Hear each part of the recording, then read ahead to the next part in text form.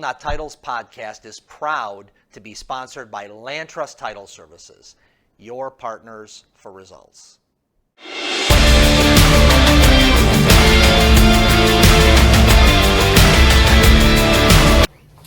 Well, hello everyone. Lights, camera, action. We are here again by popular demand, Matt, with Matt Lombardi, our senior marketing manager, and we are here for our second installment of Market Trends. And I just want to, full disclosure, Matt has been a bigger hit than I ever was, Matt. So, I'm just glad that you're willing to share the stage with me at this point. And I appreciate the second opportunity to be part of the podcast. Yes. The first time went so well. All my friends and family must have watched and commented. Yes. So yes, it worked out very well. But no, I think the first one went very well. Mm-hmm. It was, I think, well received, and it continues to be well received. I think we should do this with a nice little update of what's happening within the industry for attorneys and realtors and anybody interested in hearing what's happening. Great. So Matt, let's get into it. We have a lot of stuff to talk about, but I want to really get into the NAR stuff. Yeah. And so why don't we talk about just there's some updates there. It's still a kind of there's still an open wound in the real estate industry, so to speak. Yeah. But I think there's a couple of elements and points. So why don't you maybe just talk about some of the things that struck you? So what's happening just from a timeline perspective? Yeah, and that is the NAR and the lawsuit and the stuff happening with realtors right now, kind of the kerfluffle in the industry or kind of upheaval. So right, so this is the commission settlement, and what was stated in the timeline originally was by July, mid-July, this will be done and wrapped up, but the next step within that was the preliminary approval of the settlement, and that just took place last week on April 23rd, where the federal court in Kansas City said, yeah, they're going to grant the preliminary approval of the settlement that would end the litigation for most members and brokers under the $2 billion sales limit. Mm-hmm. I think we said this in our last podcast. The threshold is real estate brokerages to be exempt from this lawsuit have to have sales in 2023 of $2 billion or less. Mm-hmm. If you have it over that, you're on your own. Mm-hmm. And so those brokers are on their own for this. The next step is there's a June 18th deadline for brokerages that had transaction volume over $2 billion to be, under $2 billion to be covered by the settlement. And as I just said, the larger brokerages, they can settle, they can go to court, they're on their own, which is unfortunate for the industry. Yeah, and it's really important, right, for these larger brokerages to settle so they can get this put behind them, for them to define what is going to be the new normal, so to speak, and how to limit liability in the future. But let's talk about, there was a larger broker that did settle, so talk about that. Yeah, the last holdout from the original lawsuit was Berkshire Hathaway. Mm-hmm. And after everybody settled, including NAR, they were the last company standing. And just last week, they have agreed to a $250 million settlement, which exempts all their franchise brands, brokerages, as well as 70,000 real estate agents, part of the Berkshire Hathaway network. Mm-hmm. They were the last major holdout. And so that's it. This is, as far as I'm concerned, and I think the industry is concerned, this is pretty much done. Other than the major players that are exempt, once again, those larger brokerages that are not part of the settlement, they need to negotiate and figure out what they need to do on their own, which is a whole nother thing. Yeah, and Matt, a couple things struck me just about this that is kind of the buzz. First off, we're just two guys, right? We're not speaking for any company. We are just, Matt has been, your background has been with the NAR for a long time. My background, I've been in the real estate business for a long time. And I know when things happen like this, there's a lot of stories, a lot of narratives, and a lot of the new reality has to kind of take shape over time, right? Absolutely. Yeah. And what I've seen, and I think what the industry's seen in the last 30 days is NAR has gone, I won't say on the offensive, but they've been very intentional and proactive in being out there, speaking putting out press releases. If you go to nar.realtor, you'll see front and center lots of videos, their general counsel, their president, talking about here's what this really means, and putting the NAR spin on it versus, and trying to get ahead of it versus what many people are hearing via numerous media outlets, whether that be TV, newspapers, websites. So they're trying to counteract the perception, but once again, we're just two guys. We don't know what's going to happen. Things will ultimately work themselves out. Once again, to revisit, no offers of compensation in the MLS moving forward for buyers, for the buy side, buyer's agreement, buyer's agency agreements moving forward. So bifurcating the deal between the list side and the buy side, two separate deals, two separate agreements. And it really is two separate deals, isn't it? Because a buyer's looking for a home and a seller's looking to list a home. So there really are two different parties. And this is really kind of bringing it full circle to what a lot of real estate professionals were saying. This is how they wanted it to be a long time ago. Right. And once again, the thought process is, as things shake out and deals get bifurcated, that a lot of agents may shake out. You know, and we talked about that last time, so I won't go into it. But from a professionalism standpoint, from an industry standpoint, this has been stated for as long as I've been in the industry, which is now almost 30 years, which is we need more professionalism, fewer non-professionals, i.e. fewer agents that shouldn't be doing real estate. So we'll see what happens. And something that I wanted to mention that came out, Realtor.com came out with this really clever ad. And it's called, "So you're ready to buy a house, buy your home, here are your next 111 to-dos." And it literally, it's a great print ad. If anybody's seen it out there, or if you find it, it was very well received when it was posted. But it's about buyer representation. And then the final point is, or you could just hire a buyer agent. Yeah. But fun, something interesting to see. Yeah, and I think some people are going to just be curious, Matt, and people are going to say, oh, can I do it myself? And they're going to find out the hard way that, you know, that there's a room in a real estate transaction for a real estate professional. And I just saw that 90% or so of buyers and sellers choose a real estate professional, and that people don't expect that to change. Correct. Historically, and I think we talked about this a little last time, but yeah, almost 90% of either buy or sell side transactions leverage a real estate professional or a realtor.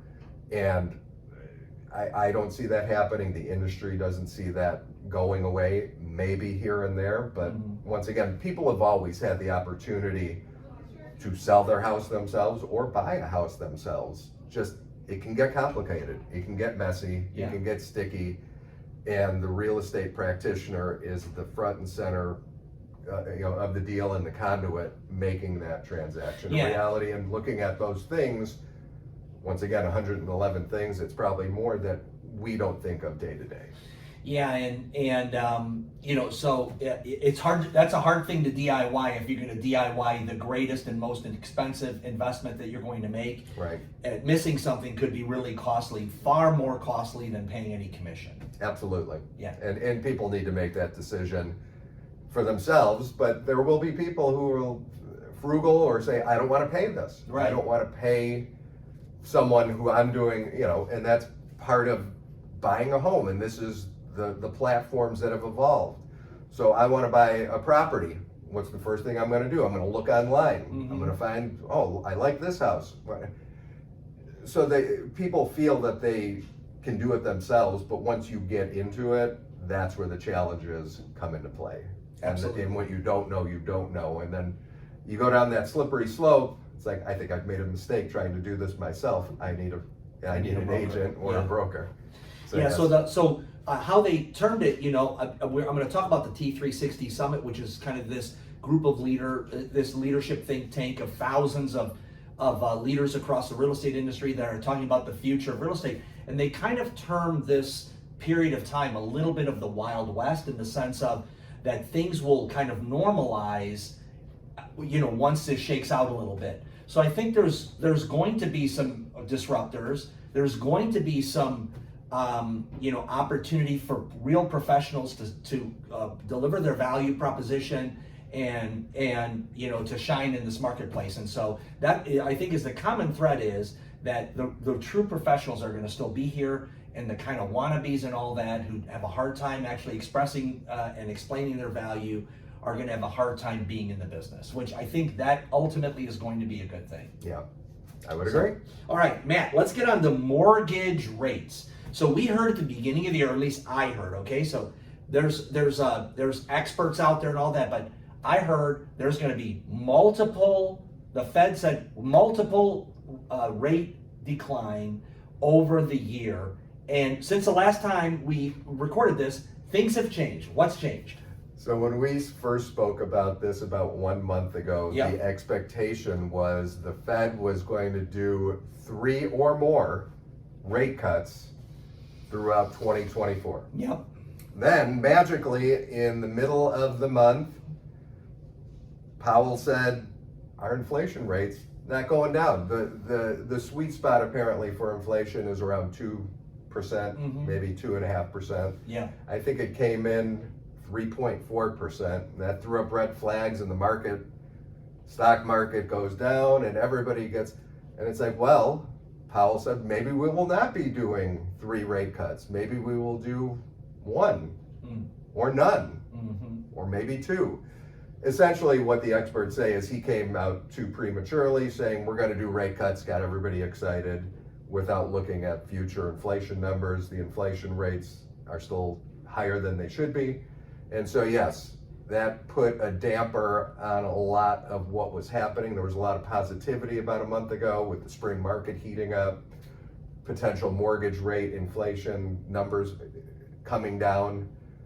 It seems that is now not going to happen. Okay, so if I'm a buyer or if I'm a seller and I'm waiting for rates to come down, that's not a good strategy anymore. Because it's time to do what you're going to do, because you got to accept these rates. And I read today that the good news for buyers has changed, right? Good news was 3 rate declines. Now it is, we could be down to 6% by August of 2025. Wow. So so that's the new good news. And then we heard the president of the minority lending group, and he said that April 2025 is going to look a lot like April of 2024. Yep. So it's kind of sobering. It's a little bit of a splash of cold water in the face, but I think the truth is good in the sense of, if you really want to know what's happening, you'd rather than live in a fantasy world, you'd rather just understand, here's what it's going to be. Right, and the new normal is the new normal, and the reality is, this is, if you need to buy or sell a property, you need to buy or sell a property for various reasons. And I think, as you just said, Steve, you need to accept the fact that, well, maybe my mortgage rate will be 7.1% as of today. And you make those adjustments, and you see that in the market all the time. Absolutely. People have accepted it. I want to buy something, I see that property, the inventory is limited, I'm going to go for it, and we'll figure out, we have the money to do this, and if we need to refinance at some point in time, we could do that. So I think people are cognizant, people understand the reality. But yes, from an industry standpoint, I think there's so many people that have been hanging on and saying, we just need this to happen, we need another rate cut. Right. And then 3 months from now, we just need another rate cut and things will be better. The reality is those professionals, it doesn't matter. Just keep doing what you're doing, plugging away, talking to your clients in a realistic sense of, here's where it's at. We don't know where it's going to be 6 months from now. Or here's the new prediction. A year from now is going to be similar to now. Yeah, and what we're really getting the sense of as we look back, Matt, is that this is not an unusual time. We were in an unusual time. Absolutely. With low, extremely historic, never seen before low rates. And now rates are kind of normal. Right. And so it's just just kind of wash out of the mindset of, we're going to get back down to 2.5% or whatever it is. And people are just going to be like, yep, 6-7%. We might get down to 5 at some point, which I remember back in the day of 2005 era, that when it got down to 5%, people were freaking out, were refining and all these kind of things. So we're in a normal rate cycle right now, where now you can get a good rate of return on a CD, or a money market, or any of those things. So there are the yin to the yang in this. Absolutely, and I was going to say the exact same thing. If you are a saver, for years and years and years, if you had a checking account or even a savings account, you're getting 0.1, maybe 0.2. It was laughable. And now you can make 5+%.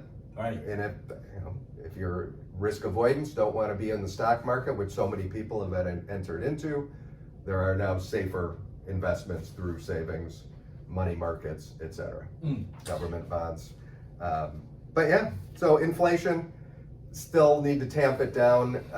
What I'll say is the driver of this last inflation period was housing inventory. Higher insurance premiums, which I think everybody who owns a home or a car is experienced, as well as rising commodity prices. So gas has fluctuated a little bit. It's gone slightly down, but over the last 30 days, it's up more than down, as well as electric rates, all those things. So that adds to inflation, and depending on how they view inflation, it's up. So.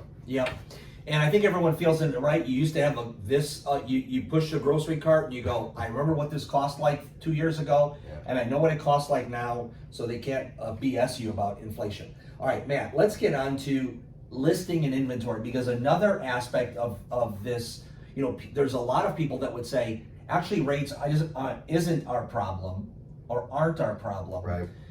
It is inventory. There just isn't enough homes on the market. So let's talk about where were we in March with inventory.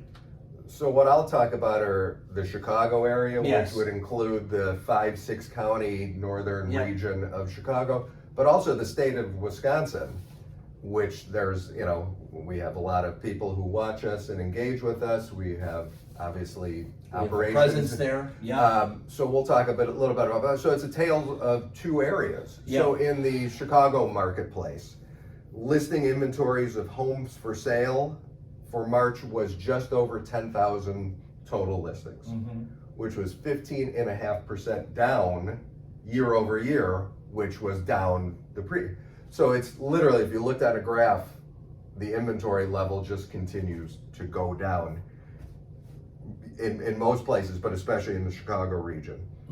Conversely, because of that, median prices have gone up. So in March, the median sales price was $340,000, which is up almost 10% versus last year. In terms of closed sales, there were 6,800 closed sales, which is down 14% from last year. And then the last thing I'll say is days on market is lower this year versus last year, 30 for now, and they were 36 last year. So less homes, and they're moving faster at a higher price. Correct. Okay. Exactly. Yeah. It's once again, we talked about this last month, supply and demand, fewer homes for sale, more people looking at that, higher prices, higher sales price, lower days on market. But the inventory levels, once again, people are still on the fence. People aren't willing to list their home. I see it a little bit that it's, the spring market, it has picked up. But when you look on historical things, it's not the same. And once again, we were living in different times over the last few years where inventory levels and sales went through the roof. But even going back 5 years, I think we're a little down from there. Yeah, and what I'm noticing, Matt, with just the people that I'm talking to, and I get back to this professionalism piece, is that now you have to write the right offer. You have to make the right offer. You have to be able to find the home. You have to be able to respond quickly and act quickly. A lot of times, if you're viewed as a person that doesn't have professional representation, you might not be considered as favorably as someone who isn't, just because of whatever, the lack of seriousness or what the perception is. So this just says to me, all of it is when it's a tougher, tighter market where there's more nuance, you need a professional that has been there, done that. Absolutely. And coming back to what we were just talking about, so in the state of Wisconsin, it's a little bit different. So in the state of Wisconsin, the listing inventory of homes for sale was up just over 10.5% year over year, close to 16,000 listings for sale. In March, there was 4,600, just over 4,600 closed sales, which is up 3.2% over the previous year. And then the median sales price was just a shade under 300,000, which is just over 10% more than last month. So it's funny, just a border between Wisconsin and the Chicago area, what the difference is. So the Wisconsin market is kind of hot. Relatively speaking, Yeah. to other areas, absolutely, and especially in the Chicago marketplace, it's not bad. So it's good to see that, and just for those of people in Wisconsin, keep doing that, keep listing the homes, please continue to sell them. And in Chicago, we need more listings. And I think just nationwide, there's more listings needed because there is a shortage of houses. We talked about this before. New home construction is down, not creating the space needed for buyers. There's a lot of people who want to live somewhere and not pay rent. So just be aware of that. But yeah, tale of two areas. The People Not Titles podcast is proud to be sponsored by Land Trust Title Services, your partners for results. Tale of two areas, Chicago down, Wisconsin up. Okay. So Matt, we mentioned on our last broadcast about the State of the Union. Yeah. And this proposed to waive the requirement for title insurance. Talk about that. Just give us an update on that. The proposal, that is, from what we've heard, what our legal experts have told us, nothing is happening with that. Right. It is. And nothing will happen. Yes, it is. So it was a lot of blah, blah, blah. It was discussed. Political. Once again, it's an election year. Yep. A lot of stuff's going to come out. It doesn't mean anything other than it's a good soundbite. For some people, they say that's great. For some people, they say that's not the right approach or that's awful. So to answer the question, Steve, nothing has transpired. Nothing is happening. One thing that piggybacks this is the CFPB, where they came out in the middle of this month saying that they're looking at potentially not having mortgage bankers charge homeowners for title insurance. Once again, that will be a tough sell, but that's something else that was proposed through the CFPB. Yeah, and just so we're clear, a mortgage company would love to wants to have title insurance so that they know that no one is going to get in front of them in terms of a lien position and all that, and that they would not need that insurance if you didn't need a loan. So it makes perfect sense that a borrower would be paying for this this clearance, but the CFPB is wondering, should the mortgage companies take this expense on themselves and not pass it on to the borrower? Right. And we all know that they're not going to do this, they're not going to lend money at a loss. So somehow or another, this fee is going to wind up at the borrower's feet. Isn't that true? Correct. I mean, that's how I see it. It's someone's going to pay it. Who's going to pay it? Right. So you could say It's a cost of gonna, doing business. Right. We're not going to charge this person or group, but someone's going to pay for it. Yes. So, once again, election year, take that for what it's worth. Listen with both ears and be leery of election year promises. Absolutely. And all the more, I know I sound like a broken record, but all the more that's where a trusted resource on the lending side, a trusted resource on the brokerage side is key to help you navigate these things and make sure you're not overpaying or whatever it might be. Right. Have a trusted real estate team in place. Totally. If you're an attorney, have your trusted partners with the realtor, if you're the agent, if you're the realtor, have your trusted partners with an attorney, with a mortgage, with a title company. Yeah. Have that team, have that relationship to pass that along as the trusted advisor to your home buyers and sellers. Absolutely. And be that trusted resource. Absolutely. Yeah. Okay, Matt, so last program, we talked about what is happening with commercial real estate in Chicago. And I thought it was an interesting article that you had where on LaSalle Street, they have they're converting LaSalle Street to get 1,000 apartments under plan to repurpose office buildings. So is this something that is just niche, or is this something that you think is going to be a trend? So this, to answer the question, this is niche for the city of Chicago. However, I think it will become more of a trend in Chicago, definitely, and in other parts of the country. So in our last episode, we talked a little bit about commercial real estate. Is it dead? And the answer is no, it's not dead, but it's in a transformative period where, using an example in the Chicago Loop, the LaSalle Street corridor, which is quote unquote the heart of the financial district of downtown Chicago, it's become, unfortunately, a lot of businesses have left, not a lot of activity, and it may not be the financial hub or heartbeat of Chicago anymore, but there are still businesses down there. There are still buildings that are wonderful. They're just underutilized because the office space is not being used. Yeah, the And dynamic of work from home and Yeah. companies maybe moving out or whatever it is. Right. And so what's happened in the city of Chicago is there is I forget what the number is, $150 million, $170 million. Yeah, 260 There million. you go. Yeah. Proposal to help redevelop a handful of buildings to make them residential, where developers would take that over, with the caveat that I don't know what percentage, 30% would need to be for low income housing. Yeah, so they are going to build 1,600 units, of which 600 of them would be affordable housing. And so this is really like the perfect storm of low inventory, a lot of vacant commercial buildings, Right. and this and people that can't afford housing. Right. And so I think it sounds to me like a good thing, Matt. I think it's a great thing, Yeah. and it's to get people downtown to Yeah. be there, because all the businesses that feed off people, with those businesses gone, you're not going to go out for lunch, you're not going to go out for dinner, you're not going to go out for a show. Mm-hmm. Now you have this captive audience who are living in that area. They need places to go. They want entertainment, they need food, they need those things. Yeah, so it's gonna be interesting. I think if this is successful, you could see some turnover of some of these buildings to be repurposed. Absolutely. So this is step one, which I think is necessary for Chicago to help turn a corner. But yeah, to answer your question, is it niche? Yes. Is it a trend? I hope so.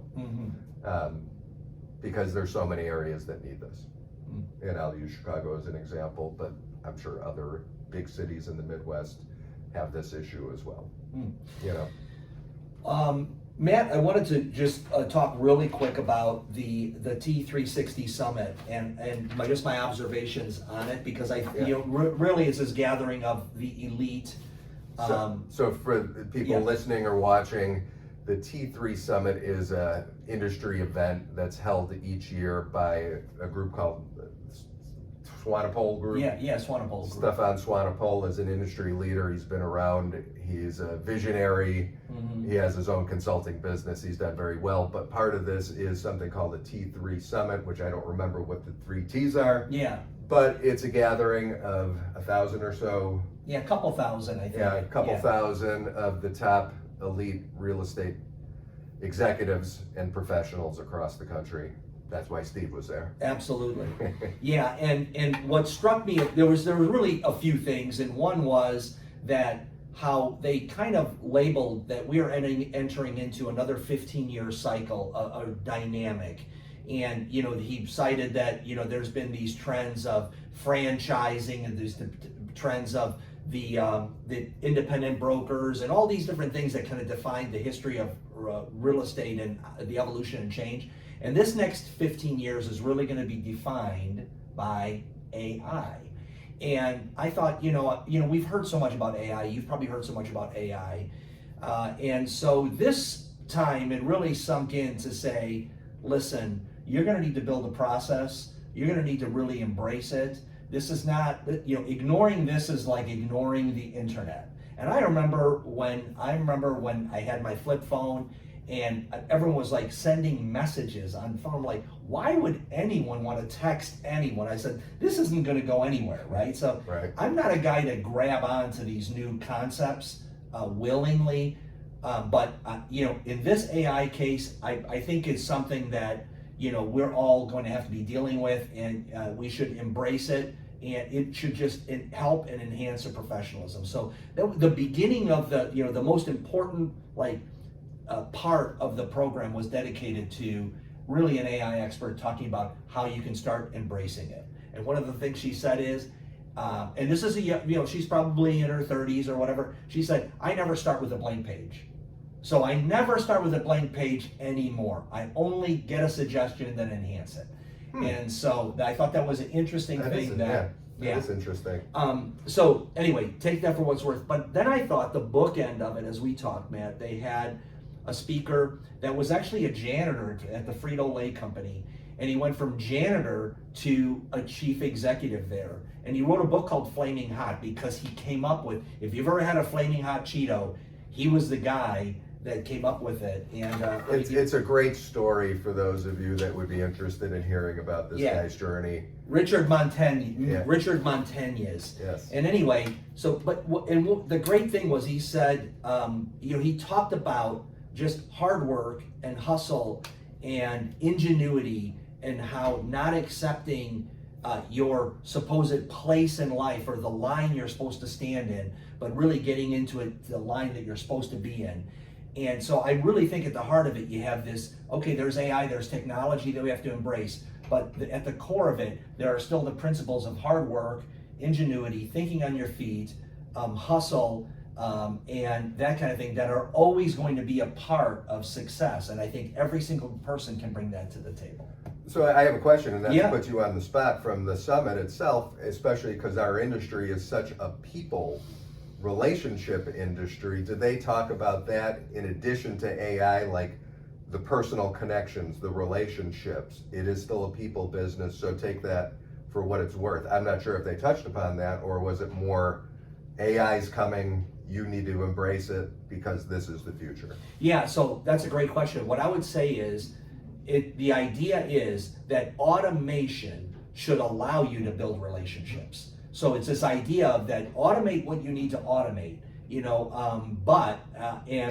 however you can leverage artificial intelligence so that you can free yourself up to be who you really are and to relate to others to explain your value proposition. That's the key. People are going to need people. Our AI will never replace that, okay? Maybe there's some sinister Dr. Evil on some island that is trying to do that, but we will always need each other. We will always need people. You are your brand, and it's time to really bring that out and accentuate it. One thing that I watched last night, I watched 60 Minutes. One of the segments was a segment on NVIDIA, which is the AI company driving everything. And so if anybody wanted to see that, it was actually a very interesting segment talking about the founders, how they started, which was a video gaming chip provider. Wow. And grew into, which is, their company is driving everything related to AI. Very interesting, not plugging 60 Minutes, but the segment itself was very interesting. And what I would say is we, as a society, as an industry, have barely scratched the surface of the power of AI and leveraging AI for what we do day to day. I know, Steve, you use, as do I, very basic things with AI. Yeah. Go into ChatGPT, give me a couple sentences on this. Yes. And it's going to transform, I think, the way we think and use our own skill set to help create something else. Yeah, what I would say is as a leader, to look at the things that you would say are low value activities that you're engaged with, and there's probably something that AI can help you with. And so that would be the first place I would start, and that's where we're kind of starting together. And AI, it's like finding a box full of tools on the job site. You got a hammer, you got a drill, you got all these different things. Someone still has to use these tools. Right. And that is how I would view AI is, you got to be familiar with the tools in the toolkit, but someone still has to use it and leverage it and use your ingenuity to make the most out of it. And that's where the value is going to be. So not in the tool so much, but as in the person that's driving the tool. I would agree. Okay. I would agree 100%. So, Matt, anything else we have on real estate related items? I'm trying to think of anything other. I have some high level information from NAR on the US we could talk about. Let's hear about it. Let's hear it. Yes. So in March, 29% of all homes sold above listing price, almost 30% or a third of properties sold went above listing price. Okay. I found that interesting. Yep. 28% were all cash transactions. I think we touched upon that in our So a last. third of the homes that were transacted were bought with cash. Correct. Wow. Correct. Okay. And once again, that seems to be more of the boomers, retirees Mm-hmm. that have the cash in Yes. pocket, Yep. have a couple properties. 32% were first-time buyers, Okay. which is, a third. And then once again, a tale of two statistics. Pending home sales for March were up 3.4%, which means looking forward, the sales in the pipeline are up just over 3%, but existing home sales in March were down almost 5% Okay. year over year. So looking good for the future, but the result of the Correct. previous work wasn't as good as last year. Correct. Okay. So it's, once again, all real estate is local. Mhm. So from a national standpoint, you could look at the country as one piece of it, but always look locally of what's happening. That's why we talked about Wisconsin and Chicago a little bit today, Mhm. and things are always changing. Mhm. Things are always in flux. Things, who knows what's happening in the stock market right now? There Mhm. could be a new inflation report that says, no, what you heard 2 weeks ago was wrong, and it's That's why they have to tune in for next month, Matt. absolutely, always hear what's happening. So Matt, we understand finances are important, interest rates, real estate and all that, but the most important thing has been the Chicago Bears draft. And right, because we're talking about Wisconsin, we're talking about Chicago, clearly it's the change of the tide. Can you feel the Super Bowl trophies coming our way? The vibe, excitement, and positivity that happened on first round draft night, first time I've experienced it in such an exciting way. Yeah. So for those of you Bears fans or non-Bears fans, we're going to talk about it anyway. Yep. Absolutely. Number one pick, Yeah. quarterback, Caleb Williams. Yep. Absolutely. Everybody loves him, skill set. He already owns the city. Yep. And then with the number 9 pick, Rome Odunze. Thank you. Yeah. Who Yeah. apparently is one of the top wide receivers in the draft. Yes. And then before we started talking, I said I'm most excited about their next draft choice, which is the punter from Iowa, Yes. who's an Australian guy. Yes. How I said to Steve is he's like a scratch golfer who could place his drive or his second shot on the green with a little spin and a little English and put it wherever he wants.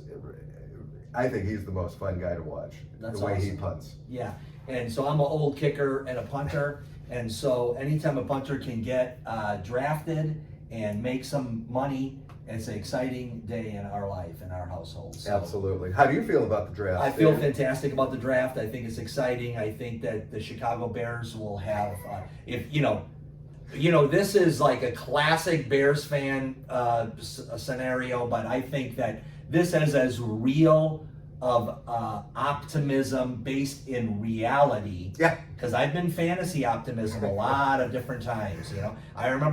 I remember when Cade McNown was drafted and how excited we were about Cade McNown. Absolutely. So, and we were excited about Justin Fields, and I think Justin, we wish him the best. I was very excited when they Yeah. drafted Justin Fields, Yeah. and unfortunately it just didn't work out. But Yeah. as in life, things move on, things change, things progress, sometimes things regress. Yeah, So we'll see with the Bears. We, in this room, are at least are very excited. very optimistic. And I'm excited to see it. I mean, it gives me hope Yeah, absolutely. the future of the organization. Absolutely. Uh, Should be fun. And anytime the Chicago team can do well in the NFL, I think it boosts the value of football in general. So, Absolutely. Can we segue real quick Yeah. to a couple plugs? yeah. Land Trust is hosting 2 upcoming events. Yes. So for attorneys, if you have not yet registered, next week, we're recording this on April 29th. Right. On May 8th, We are hosting our spring CLE event in Oak Brook. Liens against title and the clearance of those liens. You'll get 1.5 CLE credit hours. You get to meet other high-profile attorneys in the area. You get to meet Matt, the Yeah. star of the market trends. As well as Steve. Yeah. But we have close to 50 attorneys already registered. It's a great experience. So please, you can go to mylandtrust.com, find the continuing education link and register for there. And then secondarily, for realtors, we just announced this.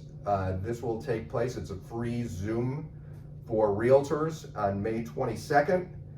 The focus is on Title 101, so everything you ever wanted to know or need to know about title, plus 2024 title market trends, which I think goes very well with this. But it hits both sides of it, so for newer agents who may not be familiar with title, to experienced agents who want to hear what's happening with the latest title trends, as well as a refresher on title, please register. This is an easy one, tiny.cc.ltzoom. So tiny.cc/LTZoom. Yeah, and it'll be in the the link will be in their show notes as well. And so that's moderated by Steve, who's always a great guest, plus 3 of our Fantastic. attorney partners. Yeah. So please join us. And also check out our other podcasts. We've just had some new ones come out, and we'll have some new ones coming out in the future with interesting entrepreneurial stories, people that have started their own businesses, people who have been in business a long time. So if you're sitting at home going, gosh, I need one tip, one trick, one contact, one whatever, there's plenty of that in each of our podcasts. We try to deliver value all the time. Yeah, I mean, they're fun. They're a good listen. Yeah. Steve's a great host. Yeah. The guests are very open. And not only from the tips, tricks, and practicality of getting new nuggets of information, they're great stories. I mean, that's where I find them Yes. most valuable, is the journey and the story in one's professional career. Absolutely. Which is great. And you do a great job of talking about that and getting that from people. So Awesome. Thank you for always doing that. But yeah, It's my service to humanity, man. as it should be. Yeah. As it should be. Yeah. All right. Thank you very much. We'll talk to you soon. Thank you. Hey, thanks for listening to the People Not Titles podcast. We are proudly sponsored by Land Trust Title Services. If you enjoyed the podcast, please hit the like button, please subscribe, and we'd love it if you'd share our podcast with your friends. Thanks a lot.